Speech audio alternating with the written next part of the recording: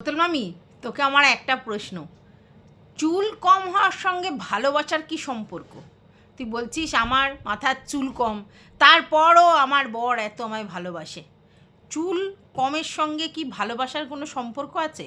তুই ওভারঅল লুকের কথা বলছিস, মানে তোকে দেখতে কীরকম হ্যানা ত্যানা এই জন্যে? তো কারোর রং কালো, কারোর চুল কম, কারোর দাঁত উঁচু, কারোর মুখের শেপ ভালো না, এগুলো ফ্যাক্ট নয়। কারণ ভালোবাসা অন্য জিনিস, সেখানে রূপের মাহাত্ম্য নেই। বাট তুই সবসময় এরকম একটা ফিল করাস যে তোর গায়ের রং ধলো, তার মানে তুই একদম হিরোইন। না না না, সবসময় গায়ের রং, মাথার চুল, হ্যাঁ, এইসব দেখে সবসময় বিচার হয় না। প্রথম কথা হচ্ছে তার মনটা পরিষ্কার কিনা, সেটা একটা বড় কথা। ভালোবাসা তো মনের ব্যাপার, সেটা কি ওই রূপ দেখে হয়? আর রূপের যদি মানে মোহে কেউ অন্ধ হয়ে গিয়ে কাউকে ভালোবাসে, তাহলে সেটা বেশি দিনের নয়। কারণ তুই বলছিস না আমার এত চুল কম, তারপরেও আমার বর আমাকে সেই ভালোবাসে, তাই এই কথাটা বলতে হলো আর কি। আচ্ছা, বাই দ্য ওয়ে, তোর বর যদি তোকে এতই ভালোবাসে, মানে এত কিছু তোর খুদ হওয়ার পর, তোর ইনফার্টিলিটির ব্যাপারটা থাকার পরেও তোকে যদি এত ভালোবাসে, তার মানে সত্যি সে ব্রড মাইন্ডেড। তাই তোকে এত ভালোবাসে, মানে তোর অক্ষমতাগুলো তার কাছে প্রায়োরিটি না, তার কাছে প্রায়োরিটি তোকে মানসিকভাবে সে ভালোবাসে, এটাই তো, সেটাই বলতে চাইছিস। আচ্ছা, বাই দ্য ওয়ে, যদি সত্যি সেটাই হয়, তাহলে তুই এতটা বিট্রেমি তার সঙ্গে কী করে করিস? যেই ভদ্রলোক তোর ইনফার্টিলিটিটার ব্যাপারটা নিয়েও কোনো প্রশ্ন বা সমস্যা তার নেই, তোর শারীরিক সৌন্দর্যতা, যে চুল কম হলে মেয়েদের সৌন্দর্য কমে যায়, তোর মতে, আমার যদিও মনে হয় না আমার চুল কম তাতে কি আমি সুন্দরী কম নাকি। তো যাই হোক, সেটার পরেও তোকে এত ভালোবাসে, তাহলে সেই জায়গায় তুই সেই ভদ্রলোকের সঙ্গে দাগাবাজি বেইমানিটা কী করে করলি? কারণ তুই বলছিলিস যে আমি যদি কিছু করিও সেটা আমার বরের অক্ষমতা।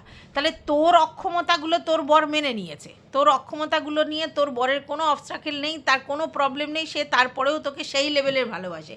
আর তার যদি কোনো অক্ষমতা থাকে, তুই বলেছিস তার অক্ষমতার জন্য তুই বেরিয়েছিস, তাহলে সেই জায়গায় তাহলে তারপরে তুই কি করে করলি? তার মানে তোর ভালোবাসাটা পিওর নয়, তোর বরের ভালোবাসাটা পিওর, কিন্তু তোর ভালোবাসাটা পিওর নয়।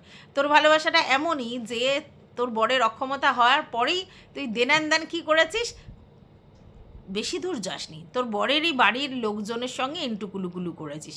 তাহলে তো তুই তো ট্রাস্টেবল নোস, তাই না? কারণ যে তোকে এত ভালোবাসে, তোর সমস্ত অবস্ট্রাকেলগুলো, তোর সমস্ত প্রবলেমগুলো নিয়ে তোকে ভালোবাসে, সেই ভদ্রলোককে তুই জানিয়ে তো নিশ্চয়ই করিসনি, না জানিয়েই করেছিস নাকি? না জানিয়ে তুই তার অক্ষমতার জন্য অন্য লোক জোগাড় করে ফেলেছিস, এবং শুধু অন্য লোক নয়, তো তারই বাড়ির আর কি ফ্যামিলি এবং তারই রক্তের সম্পর্কের লোকের সঙ্গে তুই ইন্টুকুলু করে ফেলেছিস। তাহলে তোর তো গ্রহণযোগ্যতা নেই বললেই চলে, কারণ ক্যারেক্টারের দিক দিয়ে তোকে লুজ ক্যারেক্টার বলা যায়, তাই না? কারণ তুই তো বলছিস তার কোনো প্রবলেম নেই, তাহলে প্রবলেম তো তোর তরফ থেকে, মানে এত কিছুর পরেও তুই সেই লোকটাকে ঠকাতে বিন্দুমাত্র ভাবলি না। আর যদি বলিস যে না ঠকিয়ে, মানে জানিয়ে শুনিয়েই করেছিস, তাহলে তুই কি নিয়োগ প্রথা করতে চাইছিলিস নাকি? না মানে ছিল তো আগেকার দিনের মানুষরা, মানে যখন আমাদের ওই মহাভারত ফহাভারত হতো, সেই সময় কিন্তু মেয়েদের কিন্তু অনেক সমস্ত কিছুতে ফেসিলিটিস বা স্বাধীনতা দেওয়া হতো, কারণ তারা নিজের বর নিজে চয়েস করতে পারতো, চুজ করতে পারতো, স্বয়ংবর সভা হতো তখন। কিন্তু তারপরে তো প্রেমের বিয়ে মানে মারাত্মক রকম ভাবতো সবাই, যে কী করে প্রেম করে বিয়ে, যদি আজকালকার দিনে আর সেটা কোনো ফ্যাক্ট নয়। তো সেই সময়ও কিন্তু নারী স্বাধীনতা সেই জায়গায় ছিল যেখানে স্বয়ংবর সভা হতো, যেখানে কিনা মেয়েটি যদি চাইতো তাহলে তার পছন্দ মতো হাজব্যান্ড সে নিজে চুজ করতে পারতো, তাই তো? তো সেই জায়গা থেকে আমি বলছি যে সেই সময় কিন্তু একটা নিয়োগ প্রথাও থাকতো, যে স্বামী যদি অক্ষম থাকে সন্তান উৎপাদনে, তাহলে সে কিন্তু যদি মানে তোমার ওয়াইফ মনে করতো যে কারোর দ্বারা নিয়োগ প্রথা করবে, তাহলে কিন্তু সেটা করতে পারতো, এবং সেই ক্ষেত্রে কিন্তু যার দ্বারা নিয়োগ প্রথা হতো তার নামে কিন্তু বাচ্চাটা বড় হতো না। যেই রাজার সঙ্গে বিয়ে হতো রানীর, সেই রাজার নামেই কিন্তু তারই পুত্র সন্তান হয়েছে বলে তাকে গ্রহণ করতে হতো, কারণ এটা তো তখন নিয়মের মধ্যেই ছিল, তাই তো? তাই তুই কি সেরকম কিছু করছিস না, জিজ্ঞাসা করছি আমি। তো চলো, welcome back to my channel. আশা করছি তোমরা সবাই খুব ভালো আছো, আর আমিও খুব ভালো আছি নতুন একটা ভিডিওর সাথে। আমি রুনা লাইফস্টাইল থেকে। যাই হোক, একজন আমাকে বলেছে তুমি সব জানতা হরিদাসী। সে যদি আপনি মনে করেন ঠিক আছে, আমার কোনো অসুবিধা নেই, আমি সব জানতা কি কম জানতা, সেটা আপনি যেটা মনে করবেন। আচ্ছা, আর একজন বলেছে যে তুমি 7 দিন বোতলের নাম বাদ দিয়ে আর কি তুমি ভিডিও করো। একদম ঠিক বলেছেন যে 7 দিন বোতলের নাম দিয়ে ভিডিও করি, তাহলে আমার কত ধানে কত চাল বোঝা যাবে। একদম ঠিক কথা বলেছেন। তাহলে আপনিও একটা কাজ করুন, আপনি বলুন গিয়ে, আমাকে যেরকম বলছেন লেকচারবাজিটা দিতে এসেছেন, তেমনি বোতলকে গিয়ে লেকচারটা দিন যে আপনি তুমি 7 দিন ম্যান্ডি আর মারুকে নিয়ে ভিডিও করা বন্ধ করে দাও, বলুন। হ্যাঁ, কারণ আপনাদের যদি এরকম টার্গেট থাকে যে বোতলকে কন্টেন্ট করছো বলে, তাই আমার যদিও শুধু বোতলকে নিয়ে ভিডিও থাকে না, আমার অনেকগুলো কন্টেন্ট নিয়ে আমি কাজ করি, প্রায় দেখতেই পাচ্ছেন। বোতলের কন্টেন্ট আমি পিছিয়ে গেছি, কারণ আরও অন্য কন্টেন্ট করি তো তার জন্য। আর বোতলও যেহেতু 2-3টে করে ভিডিও দিচ্ছে, 2টো করে, তাই সেখান থেকে কন্টেন্ট পাচ্ছি, আরও ম্যান্ডি মারু এদের থেকে পাচ্ছি। ম্যান্ডির কন্টেন্ট এখন ঝিমিয়ে গেছে, প্রিয়া এদের থেকে কন্টেন্ট পাচ্ছি, তাই আমার কন্টেন্ট মোটামুটি 3টে করে করলেও তারপরেও কন্টেন্টে আমি পিছিয়ে পড়ছি। তাহলে বুঝতে পারছেন, কন্টেন্ট পাচ্ছি, এরকম নয় শুধু কোনো একটা কন্টেন্ট পাচ্ছি। এইবার কথাটা হচ্ছে কি বলুন তো, আপনি হয়তো পছন্দ করছেন না, কিন্তু আমার অনেক ভিউয়ার্সরাই বোতলের কন্টেন্টটা পছন্দ করে। এবার আমি তো ভিউজের জন্য কাজ করি, আপনি জানেন। তাহলে ভিউজের জন্য কাজ করলে আমার ভিউয়ার্সরা কী পছন্দ করছে সেটার দিকে তো আমাকে নজর রাখতে হবে, তাই না? সেটা আমি করছি। আর এরকম নয় শুধু বোতল আমার কন্টেন্ট, আরও অনেক কন্টেন্ট আছে। আর যদি সমানে আমি বোতলকে নিয়েই কন্টেন্ট করতাম, তাহলেও আপনার কিছু যায় আসার কথা নয়। আপনি এই যে আমাকে একটা বলছেন যে 7 দিন বোতলের থাম্বনেল টাইটেল না দিয়ে মানে বোতলকে ভিডিও না করে দেখান, কেন? কিসের জন্য? মানে কি ব্যাপারে বলতে চাইছেন? কি যে আমার কন্ট্রোভার্সি করার ক্যাপেবিলিটি নেই? সেটা আপনি মনে করতেই পারেন। আমার কন্ট্রোভার্সি করার যদি ক্যাপেবিলিটি না থাকে আপনি মনে করেন, তাহলে তো আপনি আমার কন্ট্রোভার্সি দেখতে আসবেন না, তাই না? যে এ পারে না, ফালতু, বেকার, এটা দেখে কি করব? ফালতু বলতে আপনার নেটটা নষ্ট করে আমার কন্ট্রোভার্সি দেখার আপনার কোনো দরকার নেই। আর আমি যাদেরকে নিয়ে ভিডিও করছি আমি মনে করি ঠিক করছি, ঠিক আছে? আর আপনার আমাকে নিয়ে প্রবলেম হলে তাহলে অন্য লোককে গিয়েও আপনাকে সেম কথাটা বলতে হবে, সেটা আপনি বলতে পারেন না। যত কথা এসে এখানেই বলতে পারেন, এটাই হচ্ছে সমস্যা, বুঝলেন তো? তো যাই হোক, আরও একটা ব্যাপার হচ্ছে যে কালকের মারুকে নিয়ে একটা ভিডিও বোতল করেছে, সেই ভিডিওটা নিয়ে আমি একটা ভিডিও করেছি, যেটা মনে হয় অলরেডি আমি ছেড়ে দিয়েছি। সেই ভিডিওটা আমি করেছি, কিন্তু সেই ভিডিওতে না আমি আবার গিয়ে দেখলাম, কারণ কালকে রাত্রিবেলা আমার ভিডিওতে একটা কমেন্ট আসে যে দীপ্তিদির একটা ভিডিও দেখতে, ঠিক আছে? তো আমি বললাম কী হয়েছে দেখি গিয়ে। তো দীপ্তিদির ভিডিওটা গিয়ে দেখলাম কী সব অভিশাপ আশীর্বাদের কথা হচ্ছে, যেখানে তার বক্তব্য অনুযায়ী যে মারুর ছোট্ট সন্তানকে হচ্ছে বোতল একটা অভিশাপ দিয়েছে, এবং সেটা খুব বাজে অভিশাপ। এটা নিয়ে অনেক কিছু উনি বলেছেন। তো আমি না সেটা দেখার পরে আমি ভাবলাম, তাহলে কি আমি ওই কন্টেন্টটায় ওই জিনিসটা মিস করে গেছি? হতেই পারে, মানুষের তো সবসময় সব জিনিসটা মনে থাকতে পারে না, হয়তো কোনো কারণে আমি সেটা মিস করে গেছি। তো আমি গিয়ে আবার দেখলাম ভিডিওটা, ঠিক আছে? ভিডিওটা দেখার পরে আমি কিন্তু খুঁজে পেলাম না যে বোতল মারুর ছেলেকে কোনো কিছু বলেছে, একদম নয়। আপনি যদি কবরের গল্পটা শুনেই ভাবেন যে বোতলের ছেলেকে বলেছে, এই বোতল মারুর ছেলেকে বলেছে, একদমই না, একদমই বলেনি। দেখুন, আমাদের কাছে বোতল কন্টেন্ট, কিন্তু বোতল কন্টেন্ট মানে এই নয় যেটা বোতল করেনি সেটা নিয়েও বলবে হ্যাঁ করেছে, হ্যাঁ করেছে, হ্যাঁ করেছে।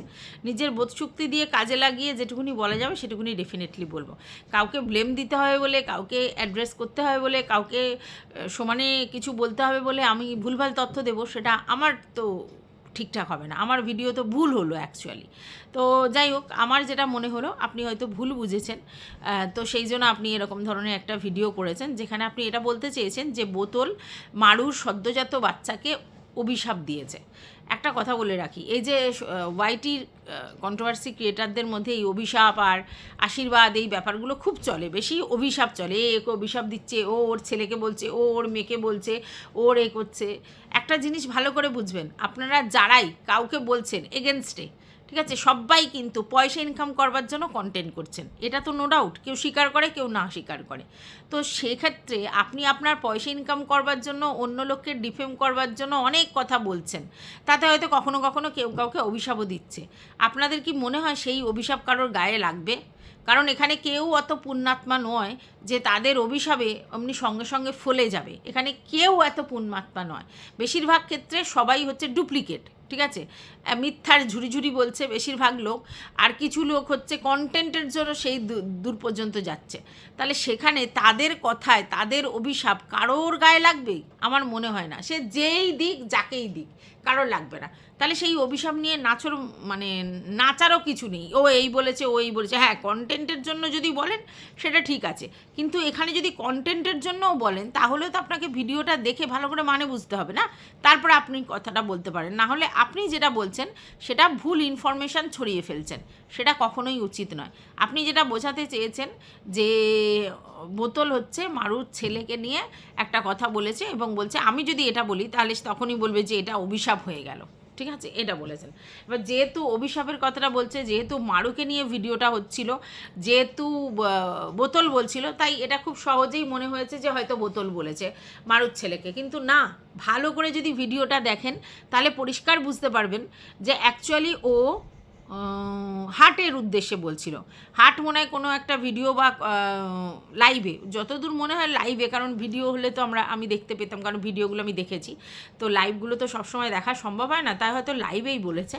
তো লাইভের মধ্যে হচ্ছে মনে হয় বলেছে যে ওই কোনো দিন আর ইয়েতে যেতে পারবি না, কি যেন বলে, ওই কেবিনে, তুই কি কোনো দিন কেবিনে যেতে পারবি, হ্যানা ত্যানা কথা, মানে ইনডাইরেক্টলি বলতে পারো মানে ইনফার্টিলিটির কথাটাকে নিয়েই কোনো কথা বলেছে আর কি, যে মানে যেহেতু ওর বাচ্চা কাচ্চা হচ্ছে না সেইটা নিয়েই বলেছে। যদি এটার আমি মানে কি বলবো, ডেড এগেনস্টে, কারোর বাচ্চা জন্ম দেওয়াটাই তার একমাত্র উদ্দেশ্য হওয়ার কথা নয়। মানে একটা মানুষ যে জন্মেছে, মানে আমি ধরুন জন্মেছি, আমার কিন্তু একটাই কাজ নয় পৃথিবীতে এসে যে আমাকে বাচ্চা জন্ম দিতে হবে, এটাই আমার বড় কাজ। আর বাচ্চা জন্ম দিতে না পারলেই আমি ফেলিওর, এরকম কিন্তু কথা নেই।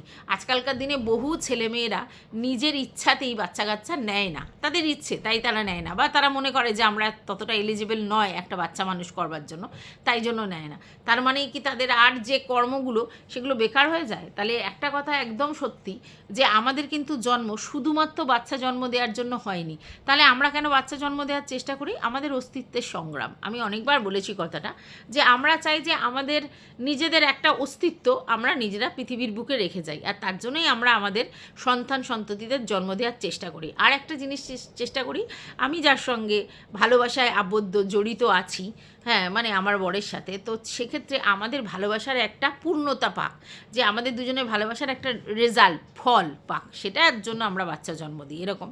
আর সামাজিকভাবে যেহেতু আমরা সমাজে বাস করি, তো সেখানে কিছু রুলস রেগুলেশন, নিয়ম কানুন অনুশাসন থাকে, সেই বেড়াজালে বেঁধে আমরা সন্তান সন্ততির কথা ভাবি, যে না হলে আমাদের এই শুনতে হতে পারে, আমাদের ওই শুনতে হতে পারে, আমাদের এই বলতে পারে, সামাজিকভাবে এই হতে পারে। তো এই সব কারণে আমরা বাচ্চা জন্ম দিই। এক তো নিজেদের একটা ফল চাই আমরা ভালোবাসার, এক তো আমরা সামাজিক জীব, তার জন্য সামাজিক অনেক কারণের জন্য আমরা বাচ্চা জন্ম দেওয়ার ব্যাপার হই, আর একটা হচ্ছে আমাদের নিজেদের অস্তিত্ব বজায় রেখে দেওয়ার জন্য আমরা বাচ্চা জন্ম দেওয়ার চেষ্টা করি। হ্যাঁ, আর এই বাচ্চা জন্ম দেওয়ার সঙ্গে কেউ পাপ পুণ্যের ব্যাপার নেই। মানে আমি খুব পুণ্য করেছি তাই আমি বাচ্চার মা হতে পেরেছি, এটা বেকার কথা বলা। আর আমি খুব পাপ করেছি তাই বাচ্চা জন্ম দিতে পারছি না, এই কথাটাও যারা বলে তারা একদম মানে ভুলভাল কথা বলে, কারণ এখানে কোনো পুণ্যর ব্যাপার নেই। আমি এরকম বহু লোকজনকে দেখেছি যারা গিরগির করে 7-8টা বাচ্চা জন্ম দিয়েছে, তাহলে আপনাদের কথা অনুযায়ী তিনি খুব পুণ্যবতী। আর আমি এমন মানুষকেও দেখেছি যার বাচ্চা কাচ্চাই হয়নি, কিন্তু সে যথাসাধ্য লোকের জন্য করে আর কি, ঠিক আছে, যেমন ঠাকুর দেবতা তেমনি গরিব মানুষকে দান সেবা এসব করে, তাহলে তার কি পুণ্য আত্মা নয়, তার পাপাত্মা? এরকম ব্যাপার। তো এইগুলো সব ভুয়ো কথা, এগুলোর কোনো মানে হয় না যে ও পাপী তার জন্য ওর বাচ্চা কাচ্চা হয়নি, এরকম কথা নয়। তারপরে আপনারা এই কথাটার পরিপ্রেক্ষিতে আমরা যদি বলি যারা যাদের বাচ্চা হয়নি তারা কি সবাই পাপী, তখন আপনারা স্পেশালি কজন বলেন যে না এরকম ব্যাপার নয়, ও শুধুমাত্র পাপী তাই হয়নি, আর যারা তারা পাপী নয়। আপনাদের এই এক্সকিউজগুলো আমার ভীষণ হাসি পায় পুটুক করে। তা যাই হোক, সেটা অন্য কথা। এবার ব্যাপারটা হচ্ছে যে সেখানে ওকে যখন এই ধরনের একটা কথা বলা হয়েছে তখন তার এগেনস্টে বলেছে ও কথাটা, যে আমাকে তো এরকম বলা হলো, তো এর এগেনস্টে আমি যদি বলি যে তোকে তোর মানে মুখাগ্নি করা হবে কি কবর দেওয়া হবে কে জানে, কিন্তু এই কথাটা কেন বললেও আমি জানি না, মানে এই কথাটার সঙ্গে এই কথাটা কী লিঙ্ক, কারণ উনি যে হিন্দু সন্তান সবাই জানে, উনি যে হিন্দু সন্তান সবাই জানে, তো হিন্দু সন্তানদের মুখাগ্নি হয় এটাই আমরা জানি, ঠিক আছে। তাহলে এই কথাটার কি মানে, যে তো আমি যদি বলি যে তোর মুখাগ্নি হবে না, তোকে কবর দেবে, এই কথাটার মানেটা কী? মানেটা কি দেখো, আমরা একটা জিনিস জানি যে আমাদের মানে ইহলোক ত্যাগ করার পর আমাদের সামাজিকভাবে, আমাদের ধর্মীয়ভাবে আমাদের কিছু রুলস অ্যান্ড রেগুলেশন আছে। তো আমরা যারা হিন্দু সম্প্রদায়ের তাদের হচ্ছে আমরা জানি মুখাগ্নি হয়, আর হচ্ছে অস্থি বিসর্জন হয়। আর যারা আমরা জানি মুসলিম সম্প্রদায় তাদেরকে কবর দেওয়া হয়, মানে মাটিতে বিলীন করে দেওয়া হয়। এবং খ্রিস্টান সম্প্রদায়দেরও তাই করা হয়, কাফিনে করে মাটিতে আর কি কবর দেওয়া হয়, ঠিক আছে। তো এগুলো যে যার ধর্মে অনুযায়ী তারা ধর্মের যেটা ব্যাপার সেটা করে। তো এইখানে বোতল যে এটা হার্টের উদ্দেশ্যেই বলেছে, এটার বলার মানে কি, হার্ট তো হিন্দু আমরা জানি, তাহলে এই কবর দেওয়ার গল্পটা কেন হলো? আর এই কবর দেওয়ার গল্পটা এলো বলেই কিন্তু দীপ্তিদি এই ধরনের একটা মিসআন্ডারস্ট্যান্ডিং হয়তো করেছে আর সেটা বলেছে। এই কথাটা বলার আগে তোমার অন্তত 2-4 বার আরও ভিডিওটা দেখা উচিত ছিল, কারণ এই ধরনের কথা, এগুলো ভুল রিউমার ছড়াচ্ছ, ঠিক আছে। যে বোতলকে নিয়ে যেই কথাটা বললে সেটা কিন্তু আদৌ বোতল বলেনি, তাহলে তুমি ভুল রিউমার ছড়াচ্ছ, এটা করা ঠিক হয়নি, ঠিক আছে। আমি জানি না মানে তুমি কি ভেবে কি বেসিসে কথাটা বলেছো, ভালো করে যদি ভিডিওটা দেখতে তাহলে বুঝতেই পারতে ওই কথাটা কিন্তু বোতল বলেনি। যদিও বোতল ওই ধরনের কথা বলতো তাতেও কিচ্ছু যায় আসতো না কারোরই, হ্যাঁ, কিন্তু যেটা বলেনি সেটা বলেনি, তাই না? তো যাই হোক, এইটা হচ্ছে তোমার বক্তব্য আমার। এবার হচ্ছে আমার এটাই বলার যে এই যে যারা এই কন্টেন্টের নামে এই তোর এই বাচ্চা কাচ্চা হবে না, তুই অপয়া, বা তুই পাপী, বা তোর এই জন্য হয়নি, তোকে ওই জন্য ভগবান দেয়নি, সব বোকা বোকা কথা। পাপ পুণ্যের বিচার কিভাবে বিচার করবে? শুধু কি আমরা যারা ভিডিওর মাধ্যমে কিছু বাজে কথা বলছি সেটাই পাপ? পাপ কি এক ধরনের হয়, আর কোনো পাপ হয় না? বহু ধরনের পাপ হয়। আর আমরা কি করে জানবো যে সোশ্যাল মিডিয়ায় যারা আছে তারা ভিতরে অন্য কোনো পাপ করেনি? কি করে জানবো? তারা তো দেখায়নি।